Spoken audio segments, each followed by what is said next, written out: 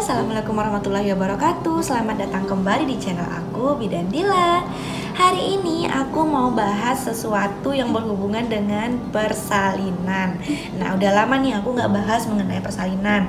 Belakangan aku bahasnya mengenai ASI aja, terus mengenai kehamilan aja. Sekarang aku mau coba bahas lagi tentang persalinan. Apa itu temanya kali ini? Nah, kali ini aku mau bahas tentang apa sih tandanya kepala bayi itu udah masuk panggul. Otomatis itu udah mulai deket ya waktu bersalin. Apa sih tandanya? Simak terus ya Bunda video kali ini. Nah, sebelum kita bahas apa tanda si kepala janin ini udah masuk panggul, kita perlu tahu dulu nih, apa sih gunanya, kenapa sih kepala bayi itu harus masuk panggul. Nah, ibaratnya pintu nih, kita mau keluar ruangan, otomatis kita melewati pintu dong. Kalau misalnya kita belum dekat ke pintu itu, belum melewati pintu itu, kita belum bisa keluar dong. Nah, ibaratnya gitu ya Bunda. Jadi janin itu belum bisa keluar kalau dia belum masuk ke panggul. Nah, karena panggul itulah nanti jalan untuk menuju ke dunia luar.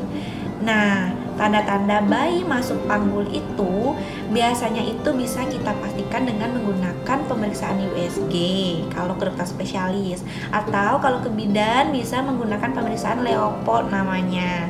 Nah, ketika pemeriksaan Leopold untuk menentukan kepalanya udah masuk panggul atau belum, ketika diperiksa kepala janin itu masih teraba, masih bisa digoyangkan, kemudian masih melenting, itu artinya kepala janinnya belum masuk panggul.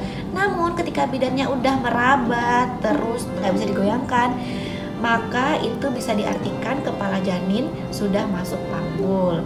Nah, itu untuk tanda bagi si pemeriksa ya. Kalau untuk tanda bagi Bunda sendiri, apa sih yang Bunda rasain ketika kepala janin Bunda udah engage, udah masuk panggul? Yang pertama, perut akan terlihat semakin turun. Nah, semakin besar usia kehamilan, otomatis Bunda akan bertambah dong ukuran perutnya. Namun semakin dekat waktu persalinan, si perut yang besar tadi itu, yang tadinya itu posisinya di atas ya, lama-lama tuh dia akan turun, akan terlihat turun ke bawah. Itu artinya kepala janin udah mulai masuk panggul. Yang kedua, keluhan selama masa kehamilan itu berkurang. Nah, biasanya untuk ibu-ibu hamil keluhannya itu sesak ya, kayak napasnya itu kayak ngap gitu kan, karena tertekan ya oleh perutnya yang membesar tadi. Kemudian terasa heartburn gitu kan, terus begah gitu biasanya ya.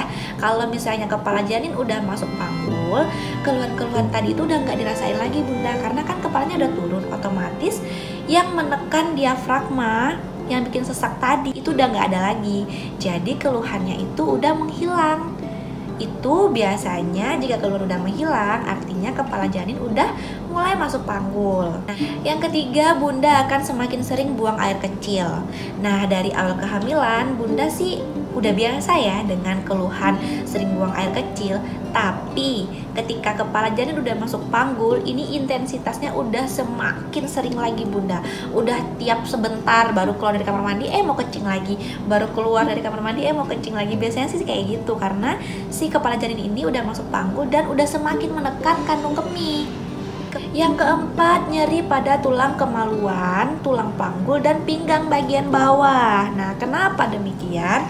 Karena si kepala janin ini udah masuk, otomatis udah nekan tulang kemaluan, panggul, dan pinggang bagian bawah ini Bun. Jadi Bunda pasti akan mulai sering merasakan nyeri di daerah-daerah tersebut. Yang kelima, keluarnya lendir. Lendir itu kayak ada sedikit-sedikit merahnya, ada sedikit-sedikit bercak darahnya, atau disebut juga dengan mukus plak ya. Itu menandakan bahwa si kepala janin itu udah masuk ke dalam panggul, sehingga mendorong mukus plaknya itu keluar. Nanti aku kasih contohnya seperti ini kira-kira. Nah, kalau misalnya Bunda udah ngerasain hal-hal seperti yang aku jelasin tadi, tapi Bunda masih ragu beneran gak sih ini udah masuk panggul atau belum, memang untuk pastinya Bunda perlu periksa ya.